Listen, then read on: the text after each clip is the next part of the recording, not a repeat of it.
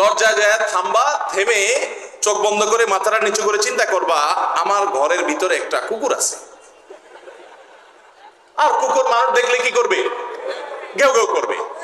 অতএব এটাতে আমার রাগ হওয়ার তো কিছু নাই। কুকুর কেন গেউ গেউ করছে এটা জিজ্ঞেস করার তার এক বোকামি। অতএব এটা আমি মাথায় কিছু নেব না, ইগনোর করবো। কুকুর থাকলে কুকুর তো গেউ গেউ করবেই, এটা চিন্তা করে এরপরে বিসমিল্লাহ করে নক করবা। তো এই বুদ্ধি অনুযায়ী পরের দিন আসছে বাসা, আগে 1 মিনিট মোরাকাবা করছে, এরপরে দরজা নক করছে। যথারীতি দরজা খোলার পরেই শুরু হয়ে গেছে যুদ্ধ, ইউক্রেন রাশিয়া, এখন ইসরায়েলিরা। যুদ্ধ শুরু হয়ে যাওয়ার পর এই লোক অন্যান্য দিন সেও টুকটাক রিয়াকশন করে, হাতাহাতি বকাবকি, দুই পক্ষ থেকে টুকটাক হামলা পাল্টা হামলা হইতো। কিন্তু আজকে সেই লোকটা আর হামলা টামলা তার করা দূরের কথা, উল্টা সে মিটমিট করে হাসতেছে এবং একটা পর্যায়ে আর নিয়ন্ত্রণ করতে না পারে ফিক করে হাসেই দিচ্ছে। এবার বউ চিন্তা করতেছে কাহিনী কি? কারণ যারা ঝগড়া করে তাদের সাথে পাল্টা ঝগড়া না করলে কিন্তু মেজাজ গরম হয়।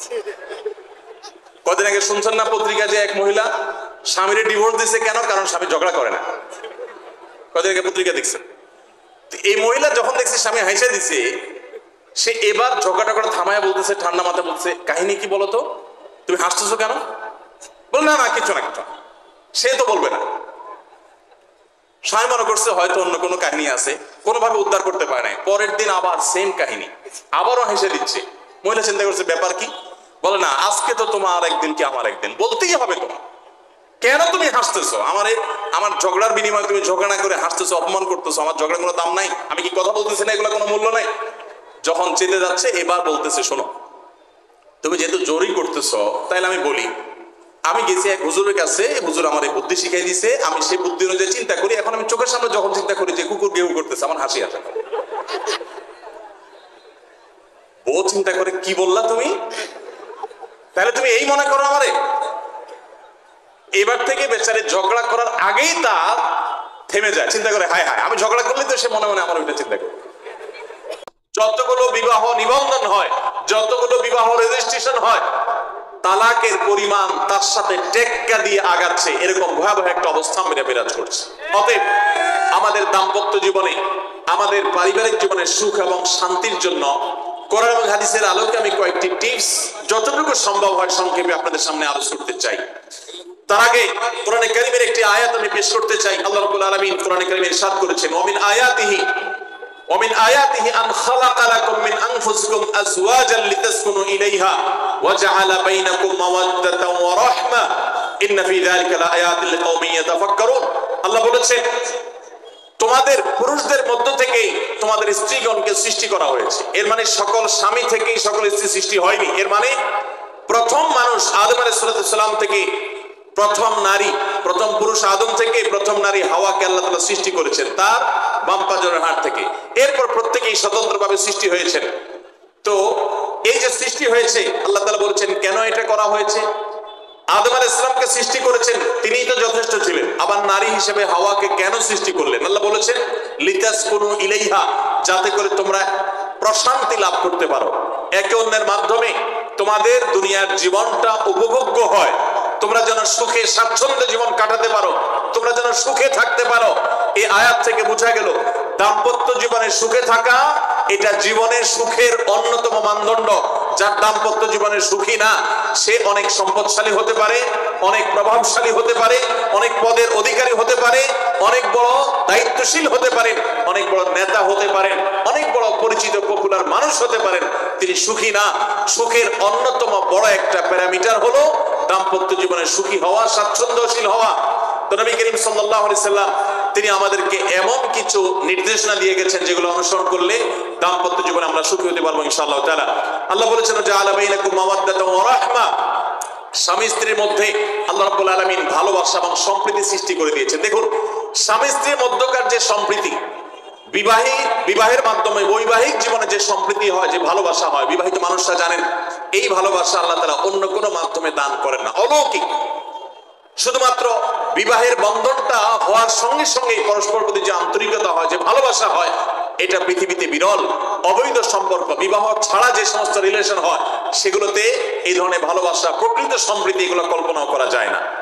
তো আমরা সরাসরি পয়েন্টসে চলে যাই, কি কি কাজ করলে দাম্পত্য জীবনের সুখ বা স্বাচ্ছন্দ্য আমরা পেতে পারি। এখানে যত মানুষ আছেন হয় বিবাহিত নয় অবিবাহিত, এছাড়া আর কেউ আছেন যারা বিবাহিত না অবিবাহিত না? তারা একটু হাত তোলেন। আছেন কেউ? একজন হাত তুলছে। আপনি বিবাহিত না অবিবাহিত না? তাহলে কোনটা? এখন নামায় ফেলছেন। এদিকে আছে কেউ ভাই বিবাহিত না অবিবাহিত না? কেউ আছেন? নাই। তাহলে বোঝা গেল আজকের আলোচনা সবার জন্য, যারা বিবাহিত আছেন তাদের জন্য, যারা বিবাহিত না ভবিষ্যতে বিবাহ করবেন তাদের জন্য। দেখুন, অনেক মানুষ আছেন আমাদের কাছে আসে, বিশেষ করে আমার কাছে যত মানুষ অফিসে আসেন, এক এক দিন কয়েকশো মানুষও দেখা যায় অফিসে আসেন, এমনও হয় কোন কোন দিন কয়েকশো মানুষও হয়। তো আমাদের অফিসে অনেকগুলো ডেস্ক আছে, অনেক আলেম আছেন, তারা সমাধান দেন বসে বসে, তারা সহযোগিতা করেন আমার সাথে। অনেকগুলো ডেস্ক বসাতে হয়েছে, এত বেশি মানুষ আসে। আপনারা অবাক হবেন, সবচেয়ে বেশি মানুষ আসে যেই ইস্যুটাকে নিয়ে, সবচেয়ে বেশি মানুষ আসে সেটা হলো দাম্পত্য কলহ, স্বামী স্ত্রীর ঝগড়া বিবাদ, তালাক, এগুলো নিয়ে সবচেয়ে বেশি সংখ্যক মানুষ আছে। এবং আপনারা আরো অবাক হবেন, গরিব মানুষদের মধ্যে স্বামী স্ত্রীর মধ্যকার দূরত্ব, তাদের মধ্যকার কলহ, দ্বন্দ্ব, ঝগড়া, ফাসাদ, এগুলোর পরিমাণ বা রেশিও যত বেশি, টাকা পয়সা যাদের আছে, সামাজিক অবস্থান যাদের ভালো, আমার অভিজ্ঞতা হলো তাদের মধ্যে দাম্পত্য জীবনে কলহের পরিমাণ তুলনামূলক বেশি। তাহলে অনেক যুবক আছেন যারা বিয়ে শাদী এখনো করেন নাই, শুধুমাত্র হাতটা কসলাচ্ছেন আর চিন্তা করতেছেন চাকরিটা শুরু করতে পারি, ব্যবসাটা শুরু করতে পারি, বিদেশটা যায় সারতে পারি, টাকার বস্তা কামাই করে ফেলবো। তখন বউ একেবারে শুয়ের মতো সোজা থাকবে, আমাকে দিল জুড়ে ভালোবাসবে, আদর করবে, ভালোবাসা হবে, সমৃদ্ধি হবে। চোখে মুখে লাল নীল রঙিন স্বপ্ন অনেক যুবক ভাইরা এখনো দেখছেন। আপনাদেরকে বলছি, টাকা পয়সা দিয়ে দাম্পত্য জীবনে শান্তি কেনা যায় না। টাকা পয়সা এবং সামাজিক অবস্থান দিয়ে মানুষ সুখী হয় না। আমাদের কাছে অনেক মানুষ এসে চোখের পানি ফেলেন, তাদের সামাজিক অবস্থান অনেক মজবুত, তাদের সামাজিক স্ট্যাটাস কল্পনার অতীত, কিন্তু তারা পারিবারিকভাবে সুখী নন। আমানতদারিতার কারণে তাদের প্রাইভেসি রক্ষা করি আমরা, কখনো ইশারাঙ্গিত আমরা তাদের প্রাইভেসি ভঙ্গ হতে পারে সেভাবে বলি না।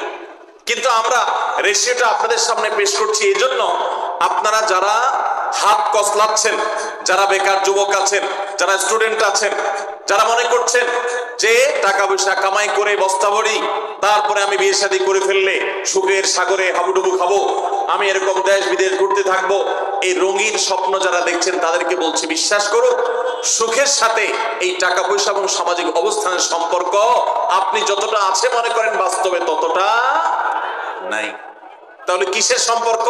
আসুন আমরা সেই জায়গায় চলে যাই। নাম্বার 1, সুখী দাম্পত্য জীবনের জন্য পুরুষ এবং নারী উভয়ের জন্য সর্বপ্রথম এবং প্রধান করণীয় হলো আল্লাহ তাআলার কাছে অনেক আগে থেকে দোয়া করতে থাকা, দরখাস্ত সাবমিট করা যে আল্লাহ, আমার পরিবার, আমার স্ত্রী, আমার অনাগত সন্তান সন্ততি যারা আসবে আমার বংশে, আমার ঘরে, আমার সংসারে, আমার পরিবারে, আল্লাহ আপনি তাদেরকে নেককার, তাদেরকে মুত্তাকিদের ইমাম এবং তাদেরকে এমন মানুষ বানিয়ে দেন যেন তারা চক্ষু শীতলকারী হয়। আপনাদেরকে একটা দোয়া শিখাতে চাই, অনেকে হয়তো জানেন, সূরা ফুরকানের 74 নম্বর আয়াত। সূরার নাম কি বলেছি? ফুরকান। আয়াত নম্বর কত বলেছি? 74। আমার বুঝজ্ঞান হইছে থেকে নিয়ে ছাত্র জীবনে যখন আমি অনেক ছোট ছিলাম, এই দোয়া যেদিন আমি পড়েছি কোরআনে, ওই দিন থেকে আজও পর্যন্ত আমার মনে হয় না আমার জীবনে 2 মিনিটের কোনো দোয়াও যদি হয়, 1 মিনিটের দোয়াও যদি হয়, মুহূর্তের দোয়াও যদি হয়, আমি এই দোয়াটা কখনো মিস করি বলে, জ্ঞাতসারে মিস করি বলে আমার মনে পড়ে না। ছাত্র জীবন থেকে শুরু করেছি, আজও পড়ে যাচ্ছি।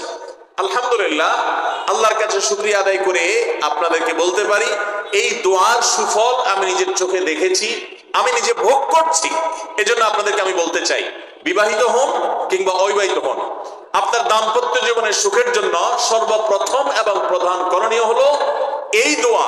এর বাইরে আরো সাধারণভাবে আল্লাহ তাআলার কাছে দোয়া করতে থাকা, যেন আল্লাহ তাআলা আপনাকে এমন একজন জীবন সঙ্গী দেন। মা বোনরা দোয়া করবেন জীবন সঙ্গী, আপনারা দোয়া করবেন এমন যেন জীবন সঙ্গিনী দেন, যে জীবন সঙ্গী আপনার চোখ জুড়ানোর মতো হবে। দেখুন আল্লাহর ভাষা এমন যে এই ভাষা তো অলৌকিক, এটাতে কোনো মানুষের ভাষা নয়। দোয়ার ভাষ্য লক্ষ্য করেন, আল্লাহ শিক্ষা দিচ্ছেন আমাদেরকে, রব্বানা হাব লানা মিন আজওয়াজিনা ওয়া যুররিয়াতিনা কুররাতা আয়ুন। হে আমাদের রব, আমরা আপনার কাছে এমন স্ত্রী চাই, এমন সন্তান চাই, এমন পরিবার চাই, যেই পরিবারের সদস্য আমার স্ত্রী, আমার সন্তানরা আমার নয়ন জুড়াবে, আমার চোখ জুড়াবে, এরকম মানুষ চাই। একটু ভাষাটা লক্ষ্য করুন। আমরা সাধারণত দোয়া করলে কি চাই? আমরা এক একটা দিক চাই।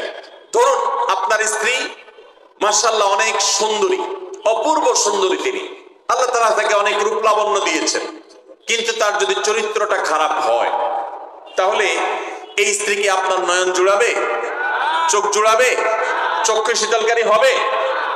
আপনার স্ত্রীর চরিত্র ভালো, দেখতে শুনতেও মাশাআল্লাহ সুন্দর, কিন্তু পড়ালেখা নাই, বুদ্ধি শুদ্ধি নাই, একটু বেকুব কিসিমের, তাহলে কি আপনার চোখ জুড়াবে, ভালো লাগবে?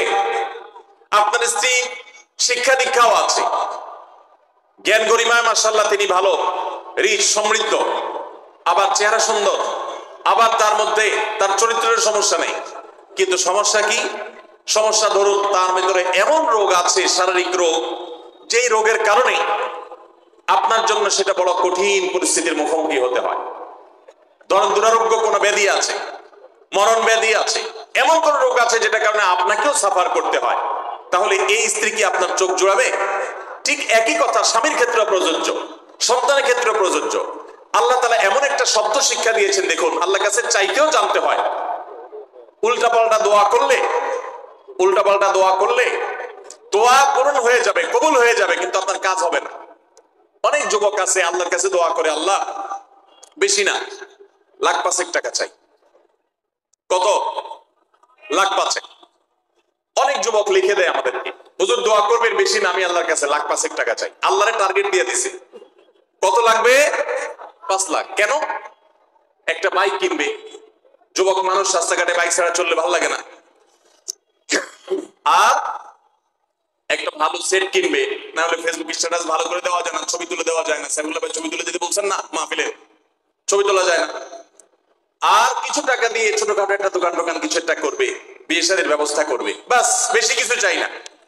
তো আল্লাহ তাআলা 5 লাখ টাকা ধরেন আপনাকে দিয়ে দিল, সাথে একটা রোগও দিয়ে দিল, ওই রোগে খরচ হবে 6 লাখ। তাহলে আপনার এই 5 লাখের কোনো মানে আছে? আপনারা একটা প্রসিদ্ধ ঘটনা অনেকেই শুনেছেন, একটা চুটকি, যে এক যুবক দোয়া করছে, আল্লাহ তোমার কাছে আমি এমন একটা লাইফ চাই। বিশেষ করে বেকার যুবকরা এগুলো বেশি দোয়া করে, আল্লাহ তোমার কাছে এমন একটা লাইফ চাই, বেশি কিছু না, যে লাইফে 2 হাত ভর্তি টাকা থাকবে আর আশপাশে শুধু নারী আর নারী থাকবে, এরকম একটা লাইফ চাই। তো আল্লাহ তাআলা তার দোয়া কবুল করে ফেলছে। দোয়া কি করছেন? কবুল করে ফেলছে। দোয়া কবুল করছেন কিভাবে? দোয়া কবুল করে তাকে আল্লাহ তাআলা এমন একটা বাসের কন্ট্রাক্টর বানিয়ে নিয়েছেন, যে বাসটা হলো মহিলা বাস, চারপাশে শুধু নারী আর নারী, সব মানুষের, আর হাত ভর্তি টাকা, আর টাকা সব বাস মালিকের। দোয়া কিন্তু কবুল হয়ে গেছে। তো আল্লাহ তাআলার কাছে উল্টাপাল্টা দোয়া করলে কি হয় দেখছেন? দেখুন দাম্পত্য জীবনে সুখের জন্য দোয়া কিভাবে করতে হবে আল্লাহ শিখিয়ে দিয়েছেন। রব্বানা হাব লানা মিন আজওয়াজিনা ওয়া যুররিয়াতিনা কুররাতা আয়ুন। আল্লাহ আমার পরিবারের সদস্যরা যেন এমন হয় যে তাদেরকে দেখলে আমার নয়ন জুড়িয়ে যাবে। অর্থাৎ নয়ন জোড়াতে হলে সব দিক থেকে পারফেক্ট হতে হবে, সব দিক থেকে ভালো হতে হবে, তখনই তো দিল জোড়াবে। ওয়াজআলনা লিল মুত্তাকিনা ইমামা। আর আমাদের সবাইকে, পুরোটা পরিবারকে আপনি মুত্তাকিদের ইমাম বানায় দেন, সৎ মানুষ বানায় দেন। কারণ সৎ যদি না হয়, আল্লাহ বিরোধী যদি না হয়, তাহলে কখনো তাদের মাধ্যমে আপনি সুখ শান্তি পেতে পারেন না। তাহলে প্রথম করণীয় দাম্পত্য জীবনের সুখের জন্য, সুখী দাম্পত্যের জন্য আল্লাহর কাছে দোয়া করতে থাকে। সূরা ফুরকানের ৭৪ নম্বর আয়াত, এর পাশাপাশি আরো যত আয়াত আছে, অথবা সাধারণভাবে আপনি আল্লাহর কাছে, আল্লাহ আমি ভালো সঙ্গী যেন পাই সেজন্য দোয়া করতে থাকবো। আল্লাহ আমাদেরকে তৌফিক দান করুন। নাম্বার 2, জীবন সঙ্গী নির্বাচনের ক্ষেত্রে দিনদারিতাটাকে অগ্রাধিকার দেওয়া। কোনটাকে অগ্রাধিকার দেওয়া? ধার্মিকতাকে অগ্রাধিকার দেওয়া। নবী করিম সাল্লাল্লাহু আলাইহি ওয়াসাল্লামের প্রসিদ্ধ একটা হাদিস আপনারা অনেকে শুনেছেন। তিনি বলেছেন, তুনকাহুল মারআতু লিআরবা, 4টি জিনিস দেখে সাধারণত মেয়েদেরকে বিয়ে করা হয় বা মেয়েরা ছেলেদেরকে বিয়ে করে। 4টি জিনিস। সেই 4টি জিনিসে একটি হলো লিমালিহা, সাধারণত পয়সা কড়ি দেখে বিয়ে করা হয়। অনেক ছেলে ফেলে আছে দেখবেন, ছেলে ফেলে কি মুরব্বীরাও আছেন অনেকে, যে ছেলে বিয়ে করার জন্য পয়সাওয়ালা বাপের মেয়ে খোঁজে। আছে না নেই? পয়সাওয়ালা বাপের মেয়ে খোঁজে। কত যুবক যে এই পর্যন্ত চিরকুট লিখে পাঠিয়েছে আমাদের কাছে যে হুজুর বেকার, এর জন্য কেউ মেয়ে বিয়ে দিতে চায় না। আবার অনেকে লিখে পাঠিয়েছে, হুজুর সরকারি চাকরি ছাড়া মেয়ের বাবারা মেয়ে দিতে চায় না। আছে না এই সমস্যা? তো নবী সাল্লাল্লাহু আলাইহি ওয়াসাল্লাম বলেছেন, সম্পদ দেখে অনেকে বিয়ে করে, আবার অনেকে রূপ লাবণ্য চেহারা ছবি দেখে বিয়ে করে, অনেকে সামাজিক অবস্থান প্রতিপত্তি বংশমর্যাদা দেখে বিয়ে করে, আর অনেকে দিনদারিতা ধার্মিকতা দেখে বিয়ে করে। নবী সাল্লাল্লাহু আলাইহি ওয়াসাল্লাম বলেছেন, ফাজফার বিজাতিদ দ্বীন, তোমরা বিয়ের ক্ষেত্রে এই ধার্মিকতা দেখে বিয়ে করে সেই বিয়ে তোমরা সফল হওয়ার চেষ্টা করবে, কারণ এটাই হলো সুখের মূল চাবিকাঠি। আপনার স্ত্রী, আপনার স্বামী, আপনার জীবন সঙ্গী সঙ্গিনী যদি নেককার হন, আল্লাহভীরু হন, তার যদি কোনো একটা জায়গায় সারেন্ডার করার জায়গা থাকে, তো আপনি নিশ্চিত থাকতে পারেন তাকে নিয়ে আপনি সুখে থাকবেন। আর যদি সে আল্লাহর কাছে নিজেকে সারেন্ডার না করে, আল্লাহর কাছে নিজেকে আত্মসমর্পণ না করে, মুত্তাকি না হয়, আল্লাহভীরু না হয়, তাহলে তাকে দিয়ে আপনি কখনো প্রকৃত সুখ সন্ধান করতে পারবেন না। এই জন্য ভাইরা, দাম্পত্য জীবনের সুখের জন্য দ্বিতীয় গুরুত্বপূর্ণ বিষয় হলো জীবন সঙ্গী সঙ্গে নির্বাচন করার ক্ষেত্রে অন্য যাই থাকুক আর না থাকুক, ধার্মিকতা আছে কিনা এটা দেখতে হবে। এটা যদি দেখেন তাহলে সেক্ষেত্রে ইনশাআল্লাহ আপনি সুখী হবেন। ধার্মিকতার আবার সংজ্ঞা কি? এখানে মুশকিল হলো, আজকাল মেয়েদের বোরকা পরলেই মনে করা হয় ধার্মিক, ছেলেরা নামাজ পড়তেছে মনে করা হয় ধার্মিক। এইটুকুই শুধু ধার্মিকতার সংজ্ঞা নয়। ধার্মিকতার সবচেয়ে বড় সংজ্ঞা হলো কোরআন এবং হাদিসের সামনে সে নিজেকে আত্মসমর্পণ করে কিনা, সে সারেন্ডার করে কিনা, আল্লাহর নির্দেশ পেয়েছে, রাসূলের নির্দেশ পেয়েছে, আল্লাহর নিষেধাজ্ঞা রয়েছে, সেই জায়গায় সে থেমে যায় আর সে আগে বাড়ে না, নিজেকে সমর্পণ করে দেয়, মাথা নত করে ফেলে। এরকম যদি হয় তাহলে সেই ছেলে নিয়েও সুখী থাকবেন, সেই মেয়ে নিয়েও সুখী থাকবেন।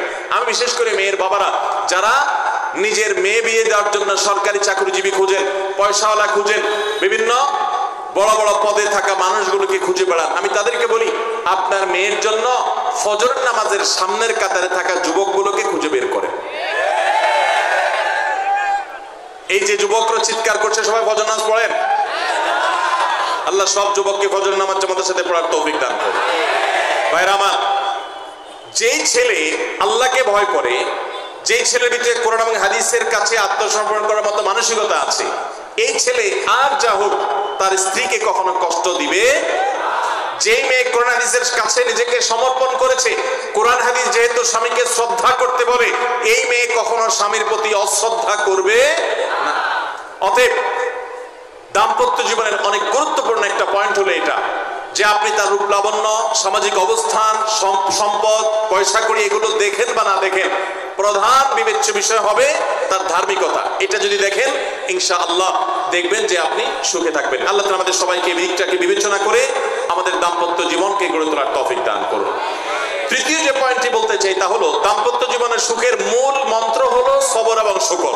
সবর এবং, আমাদের দেশে সর্বস্তরে, শুধু দাম্পত্য জীবনে না, সব ক্ষেত্রে বেসবরি, ধৈর্যহীনতা, অসহিষ্ণুতা এটা এমন পর্যায়ে চলে গেছে, আপনারা পত্রিকার পাতা খুললে দেখবেন যে বিয়ে বাড়িতে চিংড়ি মাছ দেওয়া হয়েছে সাইজ একটু ছোট, সেই জন্য মারামারি হয়ে শুধু বিয়ে ভাঙছে তা না, 2-4 জন মারাও গেছে।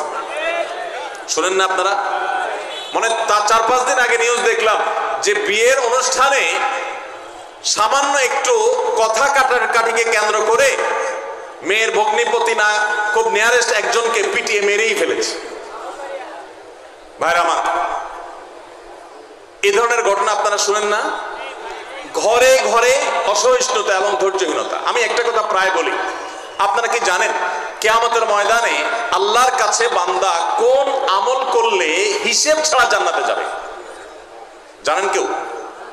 বলতে পারেন কেউ? ভাই, আল্লাহর কাছে হিসেব দিয়ে জান্নাতে যাওয়া কি সহজ কাম না কঠিন কাজ? আরে আল্লাহর কাছে তো অনেক দূরের কথা। আপনি যে প্রতিষ্ঠানে চাকরি করেন তার মালিকের কাছে, উপরস্থ বসের কাছে একেবারে পুঙ্খানুপুঙ্খ করে প্রতিটা পয়সার হিসাব দিয়ে একদম সবকিছুতে পারফেক্টনেস প্রমাণ করা, এটাই তো একটা কঠিন কাজ, দুঃসাধ্য কাজ। সেখানে সারা জীবনের হিসাব আল্লাহর কাছে দিয়ে পাই পাই করে তারপর আপনি জান্নাতে যাবেন, বিষয়টা এত সহজ না। তাহলে হিসেব ছাড়া আল্লাহ তাআলা এমনিতে বলবেন হিসাব টিসাব নাই, তোমাকে এমনি জান্নাতে দিলাম, এটা চান আপনারা? দেখুন কোরআনে কারীমে আল্লাহ তাআলা বলছেন ইন্নামা ইউওয়াফাস সাবিরুনা আজরাহুম বিগাইরি হিসাব। আল্লাহ বিনিময় দেওয়ার ক্ষেত্রে, সওয়াব দেওয়ার ক্ষেত্রে দুনিয়াতে যারা সবরকারী হবে, যারা ধৈর্যশীল হবে, যারা সহিষ্ণু হবে, যারা নিজেকে নিয়ন্ত্রণ করতে পারবে, এই সবরকারীদেরকে আল্লাহ তাআলা হিসেব ছাড়া দিবেন, তাদেরকে সওয়াব দিবেন হিসেব ছাড়া। তাহলে আপনি যখন আপনার কর্মস্থলে থাকবেন আপনাকে ধৈর্য ধারণ করতে হবে। আপনি যখন পাবলিক পরিবহনে উঠবেন আপনার মাথা ঠান্ডা রাখতে হবে। আপনি যখন আপনার বাসা বাড়িতে থাকবেন আপনার মাথা ঠান্ডা থাকতে হবে। মাথা গরম হয়ে যায় যাদের, হট মেজাজ যারা, কথায় কথায় মাথা গরম হয়ে যায়, ধৈর্যহীন হয়ে যায়, যেখানে সেখানে গন্ডগোল বাধায় দেয়, মারামারি বাধায় দেয়, ধৈর্য সহ্য বলতে কিছু নাই, এই লোকগুলো কিন্তু এই সৌভাগ্যবান মানুষদের কাতারে শামিল হতে পারবে না। ঠিক একইভাবে দাম্পত্য জীবনে সুখী হতে হলে সবর এবং শকর, এই দুইটা মূল মন্ত্রের কোনো বিকল্প পথ খোলা নেই। সেটা স্বামীর জন্য প্রযোজ্য, স্ত্রীর জন্য প্রযোজ্য। স্বামী হিসাবে আপনি স্ত্রীর অনেক অনিয়মতা দেখতে পাবেন, অনেক কিছু দেখতে পাবেন, আপনার আকাঙ্ক্ষা, আপনার চাহিদা, প্রত্যাশা বিপরীত, আপনাকে সবর করতে হবে। ভাইরা আমার, আমাদের প্রিয় নবী সাল্লাল্লাহু আলাইহি সাল্লামের দাম্পত্য জীবনে কিন্তু টুনটান সমস্যা হয়েছে। আপনারা মনে করতে পারেন নবী সাল্লাল্লাহু আলাইহি সাল্লামের ঘর, ওনার স্ত্রীগণ সাহাবী, তারা উম্মুল মুমিনিন আমাদের মা, এত মর্যাদাবান মানুষ তারা, তাদের আবার ঝামেলা হয়েছে। ভাই, দাম্পত্য জীবনে টুকটাক সমস্যা তাদেরও হয়েছে। প্রিয় নবী সাল্লাল্লাহু আলাইহি সাল্লাম নিজে একদিন বাসা ছেড়ে মসজিদে নববীতে এসে মন খারাপ করে বসেছিলেন, তিনি বাসায় যাচ্ছেন না, অভিমান করে। ওমর রাদিয়াল্লাহু তাআলা আনহু বিষয়টা বুঝতে পেরে তার মেয়ে যেহেতু নবী সাল্লাল্লাহু আলাইহি সাল্লামের স্ত্রী, তিনি সেখানে গিয়ে ভেতরে প্রবেশ করে তার সাথে কথা বলে তথ্য উদ্ঘাটন করে সেটা মিটমাট করার ব্যবস্থা করেছেন। স্বয়ং নবী করিম সাল্লাল্লাহু আলাইহি সাল্লামের জামাতা, ইসলামের চতুর্থ খলিফা আলী রাদিয়াল্লাহু তাআলা আনহু, তার মতো এত মর্যাদাবান মানুষ, তার ঘরে স্ত্রী হিসাবে আছেন কে? মুহাম্মদ সাল্লাল্লাহু আলাইহি সাল্লামের মেয়ে, জান্নাতে নারীদের সর্দার ফাতেমা রাদিয়াল্লাহু তাআলা আনহা। এত বড় মানুষ তারা, স্বামী স্ত্রী দুইজন, দুই দিককার নেতৃত্বে, একজন যুবকদের নেতৃত্ব দিবে, আরেকজন জান্নাতি যুবতীদের, নারীদের নেতৃত্ব দিবে। এত বড় মর্যাদাবান মানুষ, তাদেরও দাম্পত্য জীবনে কিন্তু টুনটান হয়েছে। একবার আলী রাদিয়াল্লাহু তাআলা আনহু এসে মসজিদে টানটান হয়ে শুয়েছিলেন মাটিতে, মনটা খারাপ, ঘরে একটু হালকা ঝামেলা হয়েছে, তো এই জন্য মসজিদে নববীতে এসে মাটিতে শুয়ে আছে। নবী করিম সাল্লাল্লাহু আলাইহি ওয়াসাল্লাম দেখে বুঝতে পেরেছেন, টের পেয়ে গেছেন যে কিছু একটা হয়েছে বাসায়। তখন তিনি জামাইকে ডেকে বললেন, কমিয়া আবা তুরাব, এ মাটির বাপ, মাটিতে শুয়ে আছেন। এজন্য রসিকতা করে বললেন, এই মাটির বাপ, উঠো, দাঁড়াও, দেখি কি হয়েছে বলো। ভাইরা আমার, দাম্পত্য জীবনে টুকটাক সমস্যা হবেই হবে। যারা বিয়ে করেন নাই আগে থেকে প্রস্তুত থাকেন, বুকে পিঠে ছালার বস্তা সব বেঁধে রেডি থাকেন। বিশেষ করে সময় যেভাবে গড়াচ্ছে তাতে করে সামনে থেকে হেলমেট পরেও যাওয়া লাগতে পারে। শুধু যাওয়া না, বাসায় ঢোকার সময় বাইক থেকে নামার পর হেলমেটটা আগে খুলবেন না, আগে যা বুঝবেন পরিস্থিতি কি, তারপর হেলমেট করবেন। বুঝেন নাই? দাম্পত্য জীবনে টুকটাক সমস্যা হবেই, এটা প্রত্যাশিত। মনে রাখবেন, এই জিনিসটা যদি আপনি আগে থেকে মাথায় রাখেন তাহলে আপনার কষ্ট অনেকখানি দূর হয়ে যাবে। আমরা অনেকে আকাশ থেকে নেমে পড়ি, কি বলে, এত বড় সাহস, এই কথা বলতে পারে কেন? ভাই আশ্চর্য হচ্ছেন কেন? এর চেয়ে বেশি কথা বলতে পারে, মাথা বাড়ি মারছে, আরে ভাই ছুরি মারে নাই যে শুকর আদায় করে। বুঝেন নাই কথা? একই কথা বোনদের জন্য প্রযোজ্য। আমার মা বোন যারা শুনছেন তাদেরকে বলছি, এটা কেন, আরো শক্ত কথা আপনাকে বলতে পারে, এটা আপনি মাথায় রাখেন। কারণ দিন শেষে তিনি মানুষ, তার ভুল হতে পারে, একটা সময় তিনি তার ভুল বুঝতে পারেন। দাম্পত্য জীবনে যদি স্বামী স্ত্রী উভয়ে যদি ধৈর্যশীল না হয়, সবরকারী না হয়, হুটহাট রিয়াকশন করে ফেলে, কখনো দাম্পত্য জীবনে সুখী হওয়া সম্ভব নয়। মনে রাখতে হবে, একসাথে থাকতে গেলে, দুইটা পাতিল একসাথে থাকতে গেলে টুনটান লাগে না, বাধে হয় না? আপনার কাছে যদি কেউ এসে গাল গল্প দেয়, দেখবেন অনেকে গাল গল্প দেয়। গাল গল্প দেওয়া লোক আছে না নাই? ভাই 30 বছর সংসার করেছে, জীবনে আমাদের একটা কথা হয় নাই। ডাহা মিথ্যুক, এ লোক ডাহা মিথ্যুক। আপনার 50 বছরের সংসারে কোনো বিষয় হয় না, হ্যাঁ ঝগড়া করেন না সেটা ভিন্ন বিষয়, কিন্তু ভিন্ন মত হবে না, দ্বিমত তৈরি হবে না, নিজেদের মধ্যে ভুল বোঝাবুঝি তৈরি হবে না, একবারও হবে না জীবনে, অসম্ভব। মুহাম্মদ সাল্লাল্লাহু আলাইহি সাল্লামের ঘরে যদি হয়ে থাকে, আলী রাদিয়াল্লাহু তাআলার ফ্যামিলিতে যদি হয়ে থাকে, সাহাবীদের ঘরে ঘরে যদি হয়ে থাকে, আপনি কে? মনে রাখবেন, এই সমস্ত ডাহা মিথ্যা কথা শুনে আপনি চিন্তা করেন, হায় হায় রে, তাহলে আমার বউটা এত ডাইনি। আর মহিলা চিন্তা করে, আমি স্বামীটা এত মানুষ, কত বড় ডাকাত। দেখো তার স্বামী স্ত্রী জীবনে কোনো কথা হয় না, আর আমার স্বামী ডেইলি একবার মা বাপ তুলে না গালি গালাজ করলে তার বাটা পেটে ব্যথা জমায় না। এই সমস্যাগুলো আছে না নাই? ভাইরা আমার, সবর করার জন্য, সবর করা সহজ হবে আগে থেকে যদি প্রস্তুত থাকেন যে এই সমস্যা হবে। আশরাফ আলী থানভী রাহমাতুল্লাহর নাম শুনছেন আপনারা? ভারত মহাদেশের এমন একজন আলেম ছিলেন, খুব বিচক্ষণ মানুষ ছিলেন, অনেক বিদগ্ধ মানুষ ছিলেন, অনেক বড় আল্লাহওয়ালা ছিলেন, নেককার মানুষ ছিলেন।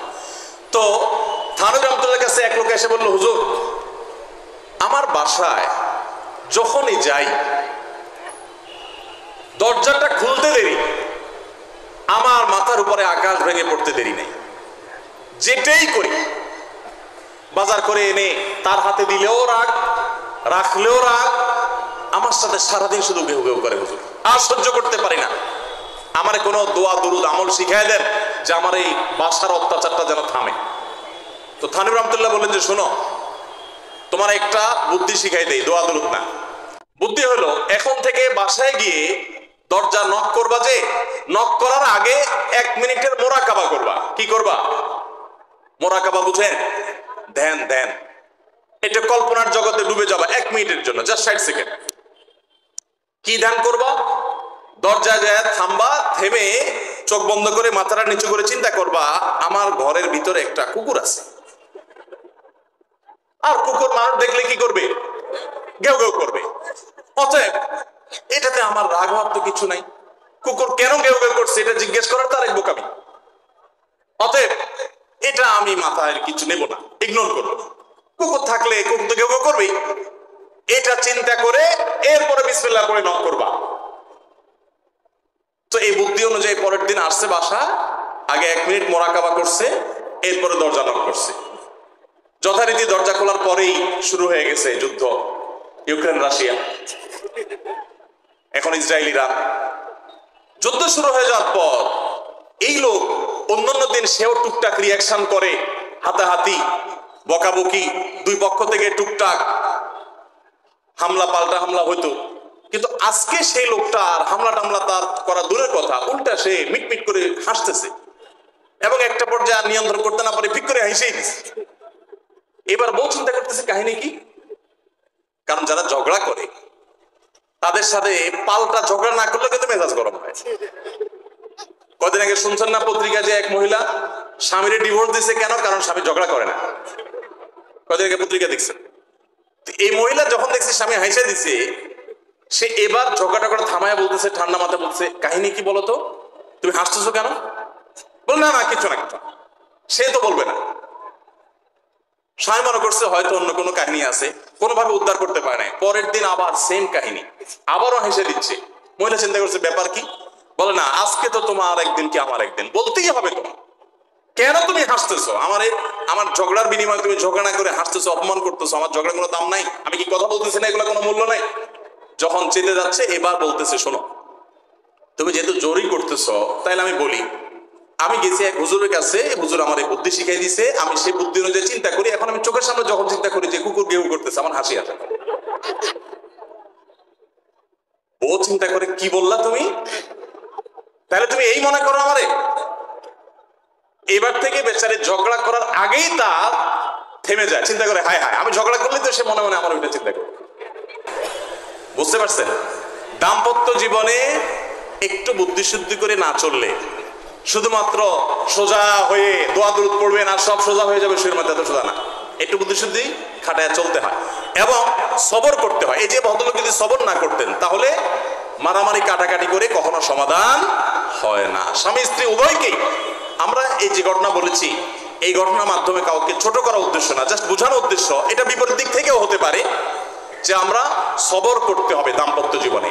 তাহলে আগে থেকে যদি এই ঘটনা বলার উদ্দেশ্য হলো যে এই ভদ্রলোক আগে থেকে যখন অপেক্ষা করছে যে হ্যাঁ অনাকাঙ্ক্ষিত কিছু হতেই পারে, তখন এটার জন্য প্রস্তুত থাকার কারণে আর তার ঝামেলা বাড়ে নাই, বরং কমছে।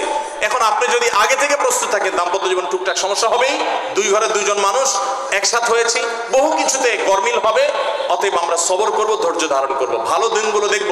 প্রিয় নবী সাল্লাল্লাহু আলাইহি সাল্লাম বলেছেন, তুমি তোমার স্ত্রীর কোনো কিছু দেখে যদি রাগান্বিত হও, তুমি তোমার স্বামীর কিছু দেখে যদি মেজাজ গরম হয়, তো মনে রাখবা তার অনেক গুণ আছে যেটা দেখলে তোমার ভালো লাগা কাজ করবে। কারণ একটা মানুষ এমন নাই পৃথিবীতে যার সব গুণ খারাপ, একটা গুণও ভালো নাই।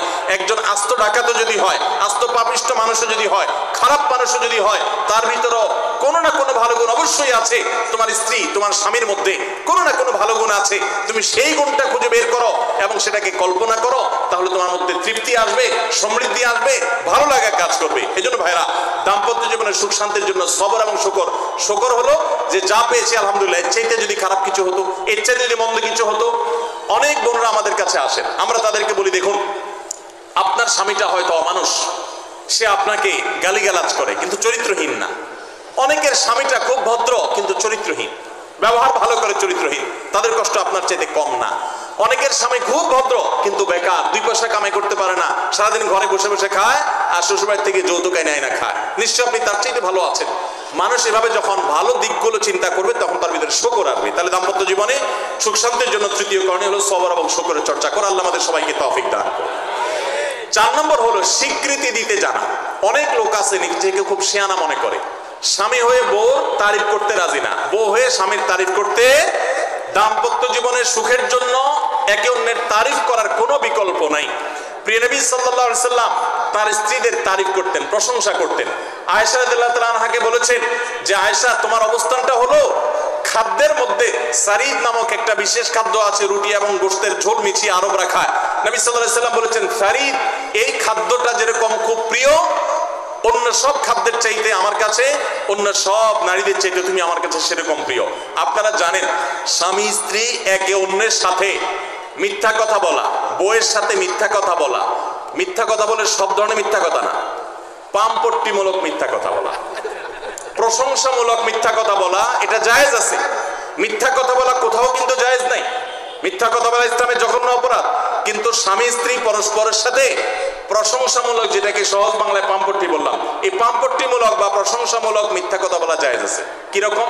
আবার এটা যাই এখন থেকে বাজার থেকে 500 টাকার কাপড় নিয়ে যায় বলেন 2000 টাকা দিয়ে কিনছি, এটা কিন্তু জায়েজ নাই। কেন জায়েজ নাই?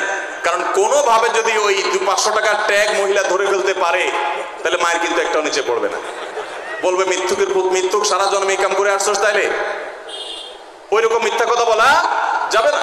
আমার পরিচিত এক লোক আছে, সরকারি একজন কর্মকর্তা বড়, উনি বলেন যে মহিলাদেরকে বাজার করে খুশি করার মতো কঠিন কাজ আরেকটা খুব কম আছে। যারা সংসার করেন তারা জানেন। কারণ আমি একটা কথা প্রায় বলি, দুনিয়াতে বহু বুদ্ধিমান মানুষ আছে, বহু চালাক মানুষ আছে, কিন্তু একটাও চালাক বা বুদ্ধিমান স্বামী আছে বলে আমার মনে হয় না পৃথিবীতে। বুঝা ঠিক বলছেন? বহু চালাক বুদ্ধিমান মানুষ দুনিয়াতে আছে, কিন্তু কোন চালাক বা বুদ্ধিমান স্বামী দুনিয়াতে। তার মানে কি? প্রত্যেকটা বউয়ের কাছে তার স্বামীটা হলো আস্ত বেকুব। যত বড় শিক্ষিত হোক, যত বড় রাজনীতিবিদ হোক, যত বড় মাথালা হোক, যত বড় শেয়ানা হোক, যত বড় ব্যবসায়ী হোক, বউয়ের কাছে বউগুলা, সব বউরা, মহিলারা মনে করে কি এই বেটা বেকুব। ম্যাক্সিমাম ক্ষেত্রে এটার ভিতরে আলাদা একটা আনন্দ আছে। বউয়ের কাছে বেশি শেয়ানা সাজার ভিতরে বেশি আনন্দ নাই। পরিবারের কাছে বেশি শেয়ানামি করতে হয় না, সেখানে বোকা সাজার ভিতরে একটা আনন্দ আছে। যাই হোক, তো ওই যে ভদ্রলোকের কথা বলছিলাম, বাজারের কথা বলছিলাম, যে বাজার করে মহিলাদের খুশি করা খুব কঠিন। আপনি গোশত কিনেন, মাছ কিনেন, যাই কিনেন, তারা খুব কমই সন্তুষ্ট থাকে বেশিরভাগ ক্ষেত্রে। সব মেয়েদের কথা বলছি না। কেন সন্তুষ্ট থাকে না? কারণ তারা আশা করে আরো কম দামে কিনবেন, আরো কম দামে কিনবেন। আপনি জিতে গেলে তারা খুশি, হেরে গেলে আপনারা বকা দিবে সে। তো এক সরকারি কর্মকর্তা, বড় কর্মকর্তা আমাকে বলতেছিলেন যে দেখেন, আমি সারা জীবন বাজার করি আর বইয়ের বকা শুনি। আমি চলে যাওয়ার পর আমার অফিসের একজন কেরানি আছে, তাকে দায়িত্ব দিছি বাজার টাজার করার জন্য। এই লোক বাজার করার পর আমার বউ বিরাট খুশি, বলে যে তার নাম ধরে বলতেছে, অমুক বাজার করলে প্রতিদিন ঠিক মতো বাজার করে, দাম দস্ত ঠিকঠাক থাকে, মাপজোপ সব ঠিকঠাক থাকে, তোমার প্রতিদিন ধরায় দেয় দোকানদার, কমায় দেয়। 2 কেজির গোশত আমার কাছে মনে হয় 1.5 কেজি দিয়েছে, ওজন কম দিছে মনে হয়, নজরে উঠে না। তো লোকটা বলে যে আমার খুব সন্দেহ হলো, একই দোকান থেকে আমিও আনি, সেও আনে, আর আমার তো ঠকানোর কথা না, পরিচিত দোকানদার। তাহলে মহিলা এই কথা বললো, তার ব্যাপারে কাহিনীটা কি? তারা ডেকে বলছে, বলো তো কাহিনী কি, সিক্রেটটা কি? তো লোকটা বলতেছে যে স্যার, সত্য বলতে কি, আমি গোশত 3 কেজি কিনলে ম্যাডামকে বলতাম 2 কেজি, 1000 টাকা কিনলে ম্যাডামরে বলতাম 500 টাকা। টাকা তো আপনি দিবেন, আপনার সাথে বোঝাপড়া হবে, কিন্তু আমি জানি বাসায় এইটা বললে বউরা খুশি থাকে। তো এই জন্য আমি একটু কমায় কমায় বলি দাম, আর জিনিস কমায় কমায় বলি। তখন সে প্রতিদিন 2 কেজি মাংস যেটা দেখে আপনি আনেন, আজকে দেখে যে সে 1 কেজি মাংস ওই পরিমাণ, তখন সে তো খুশি হবেই স্যার। তখন ওই লোকটা বলতেছে, দেখেন সে এইটা করে আমার গোটা সংসারে আগুন ধরাই দিচ্ছে। তো এইভাবে মিথ্যা কথা বলা কিন্তু জায়েজ নাই। কোন মিথ্যা কথা বলা জায়েজ আছে? ধরেন আপনি আপনার বউরে বললেন, দেখো তুমি চাঁদের চাইতেও সুন্দর। কিসের চাইতে সুন্দর? ভাই চাঁদের চাইতে উজ্জ্বল মানুষ হয় সম্ভব? দা মিথ্যা কথা না? কিন্তু এই মিথ্যা কথা বলা কি আছে? জায়েজ আছে। সৌদি আরবের একজন আলেম ডক্টর আয়েজ আল কারনি, মুসলিম বিশ্বের সবচেয়ে জনপ্রিয় আলেমদের মধ্যে একজন। ওনার একটা বক্তব্য আমি শুনেছি, অত্যন্ত চমৎকার কথা বলেন এবং দারুণ দারুণ টিপস দিয়ে থাকেন। উনি বলেন যে একটা ইউনিভার্সিটি প্রোগ্রামে স্টুডেন্টদের সামনে উনি বলছিলেন যে আমি একবার একটা আইডিয়া দিয়েছি দাম্পত্য জীবনের সুখ শান্তির জন্য। বলেন যে এটা ইমপ্লিমেন্ট করে অনেকেই সুফল পেয়েছেন, আমাকে ব্যক্তিগতভাবে জানিয়েছেন। টিপসটা কি? টিপসটা হলো উনি বলেন যে বাসায় ঢুকে মাঝে মধ্যে, সবসময় করলে আবার মাইর ধরে খাবেন, যখন দেখবেন বউয়ের মুড টুট ভালো আছে, বাসায় ঢুকে আস্তে করে লাইটের সুইচটা অফ করে দিবেন। তখন বউ বলবে, কি ব্যাপার, লাইট বন্ধ করলা কেন? তখন বলবেন যে দেখো, বাসায় আসলে তোমার চেহারার উজ্জ্বলতা থাকলে আর এই লাইটটার দরকার হয় না। মহিলা ধরে ফেলবে যে আপনি পাম্প উঠে দিচ্ছেন, বাতাস দিচ্ছেন, কিন্তু পাম্প যাকে দেন সে যতই বুঝুক না কেন, কিছু না কিছু কাজ হয়, কিছু না কিছু। একেবারে শতভাগ যদি বুঝে কাউকে প্রশংসা করছেন, সে বুঝে, তারপরও সে একটু খুশি হয়, ভালো লাগে। তো উনি বললেন যে শরবত বানায় আনছে বই, তখন বলবেন দেখো চিনি দিও না, চিনি দিও না। তারপর বউরে বলবেন যে আঙ্গুলটা একটু চুবাই দাও। কেন? কারণ তুমি আঙ্গুলটা চুবাই দিলে ওটা চিনি চাইতে বেশি মিষ্টি লাগে। এই যে কথাগুলো, এই কথাগুলো আসলে সত্য কথা না। তো এই টাইপের কথা স্বামী স্ত্রীর মধ্যে মিথ্যা হলেও সেটা কি আছে? জায়েজ আছে। ভাইরা আমার, এই জন্য দাম্পত্য জীবনে সুখ শান্তির জন্য একে অন্যকে ভালোবাসা, প্রশংসা করতে জানা, বিশেষ করে স্বীকৃতি দিতে জানা, ভালো গুণগুলোর কথা বলা, এটা হারিয়ে গেছে। অনেকে মনে করে যে না, ভালো গুণ বললে মাথায় উঠবে, এটা ভুল। মাথায় উঠবে সেটা ব্যালেন্স করার জন্য আপনাকে অন্য কাজ করতে হবে, কিন্তু তাহলে প্রশংসা করতে কার্পণ্য করা যাবে না, স্বীকৃতি দিতে হবে। 5 নম্বর হলো দাম্পত্য জীবনের সুখ শান্তির জন্য একে অন্যের যে কনসার্নের জায়গাগুলো আছে, ইস্যুগুলো আছে, এগুলোকে মাথায় রেখে চলতে হয়। যেমন আপনি স্বামী হিসাবে বউয়ের বাপের বাড়ির মানুষদের বদনামি থাকলেও করবেন না।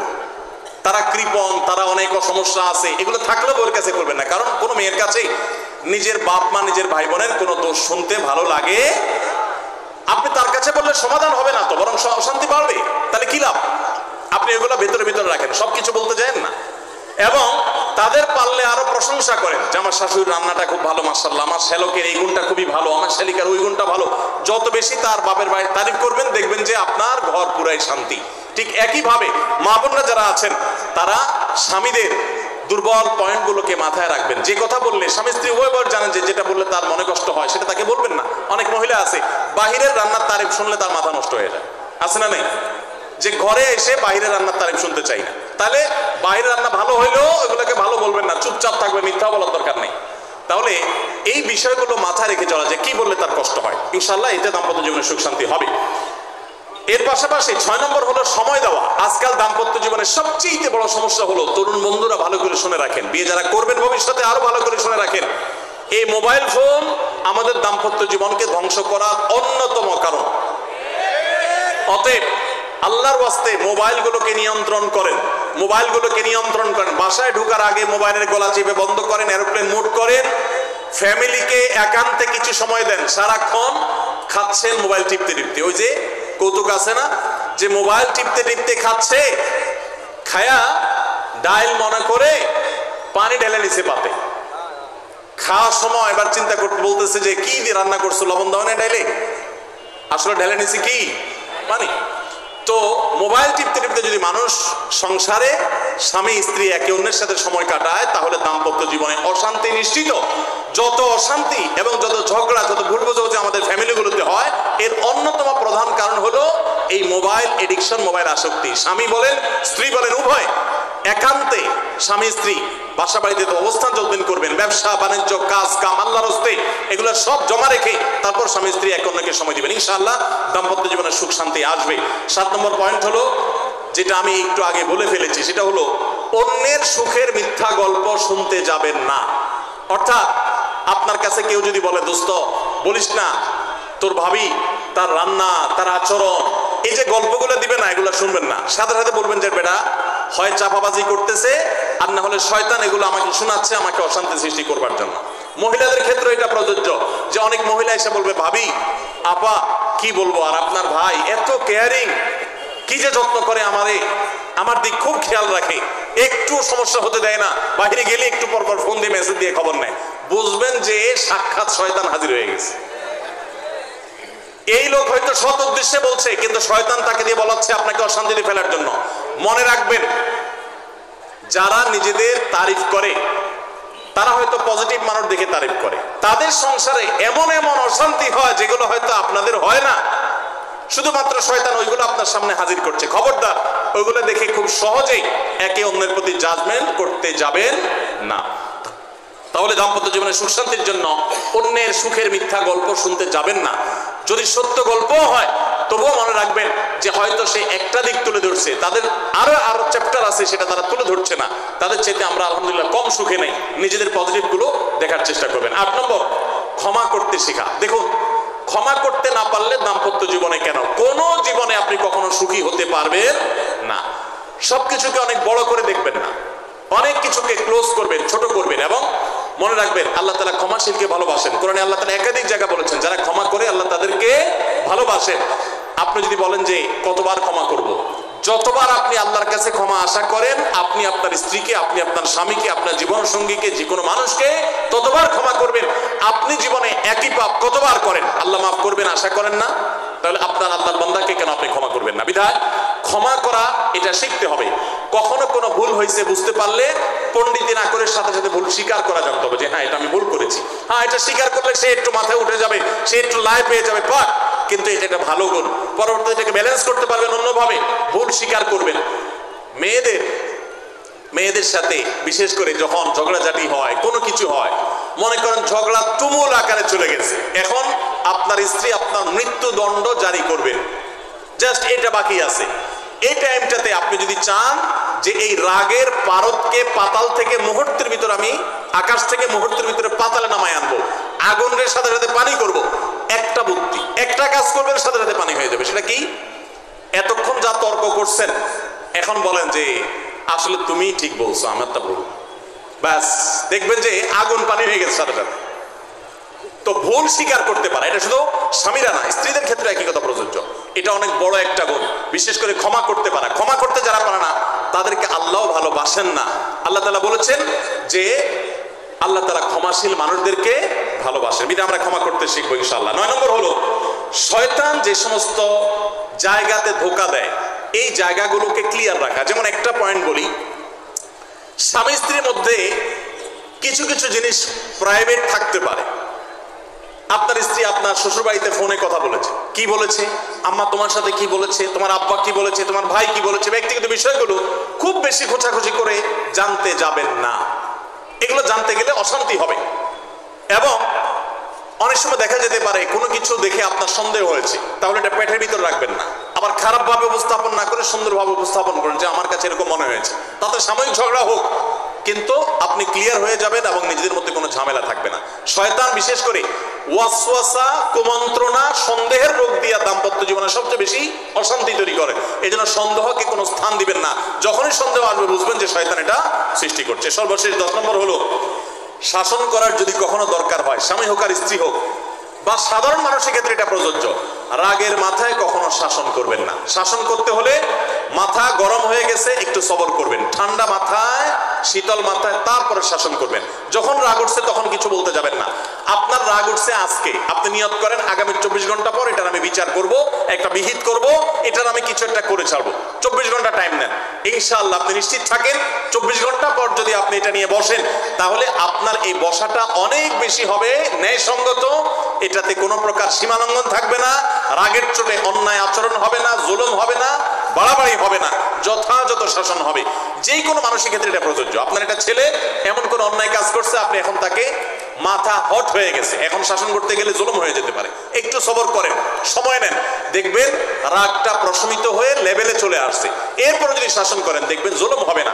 তো স্বামী স্ত্রী উভয়ের ক্ষেত্রে একই কথা প্রযোজ্য। ঝগড়া যখন করতে মন চায়, মেজাজ যখন গরম হয়, তখন না করে একটু পরে করেন। আমি সৌদি আরবে প্রবাসে যখন ছিলাম, আমি দেখেছি অনেক বাংলাদেশি ভাইয়েরা, তখন নেটের এত বেশি প্রচলন ছিল না, তারা মোবাইলে একটার পর একটা কার্ড রিচার্জ করতো 50 রিয়াল 100 রিয়াল দিয়া। কেন? শুধুমাত্র বউয়ের সাথে ঝগড়া করার জন্য।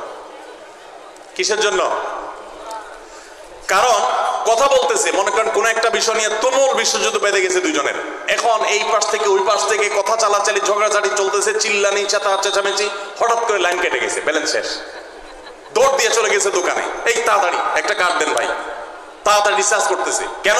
তাকে এখন কি করতে হবে? অসমাপ্ত ঝগড়ার সেকেন্ড ইনিংস শেষ করতে হবে। আবার কার্ড শেষ হয়ে যাচ্ছে, ইনিংস ঘোষণা হয়ে গেছে, আবার যায় সে কার্ড রিচার্জ করে থার্ড ইনিংসে ঝগড়া করছে। কত বড় বেকুব চিন্তা করে, কত বড় নির্বুদ্ধিতা।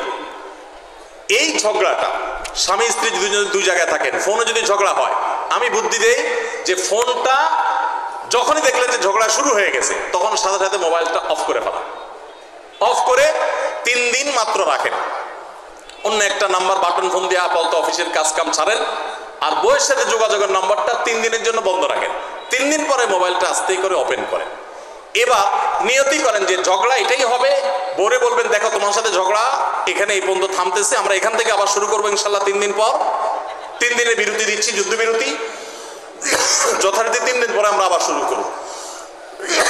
3 দিন পরে যদি শুরু করেন, আমি তো দায়িত্ব নিয়ে বলতে পারি, লিখিত দিতে পারি আপনাকে, 3 দিনের পর যখন আবার নতুন করে শুরু করবেন, ইনশাআল্লাহ দেখবেন আগের ঝগড়ার যে দুইজনের একজনেরও আর কিছুই নেই।